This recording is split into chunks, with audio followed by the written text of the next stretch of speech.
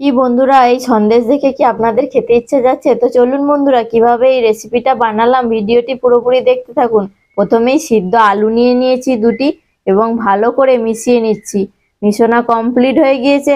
এবার আমি নারকেলটা কুড়ে নেব। নারকেল কোড়া কমপ্লিট। আমি মিক্সচার মেশিনে নারকেল কোড়াটিকে মিক্স করে নিয়েছি এবং আলুর সেদ্ধর সাথে ভালো করে মিশিয়ে দেব। তার সাথে অ্যাড করে দিচ্ছি আমুল দুধ পাউডার এবং তারপরে দিয়ে দিচ্ছি চিনি। দিয়ে পুরো মিক্স করে নেব। অল্প কিছুটা মিক্স করার পরে আমি যেই কড়াটিতে বানাবো সেই কড়াটিতে ঢেলে আবারও কিছুটা ভালো করে মিক্স করব। এবার আমি অ্যাড করে দিচ্ছি এলাচ পাউডার, দিয়ে ভালো করে মিশিয়ে নিয়েছি। আমি কিন্তু একদম হালকা আঁচে ক্রমশ নাড়াচাড়া করতে থাকবো। বেশি আঁচে কিন্তু সন্দেশের পাক বানানো যায় না। এবার আমি দিয়ে দিচ্ছি পরিমাণ মতো 2 চামচ ঘি দিয়ে দিয়েছি। দিয়ে ভালো করে নাড়াচাড়া করেছি। এই দেখুন বন্ধুরা, সন্দেশ তো রেডি কোণা থেকে।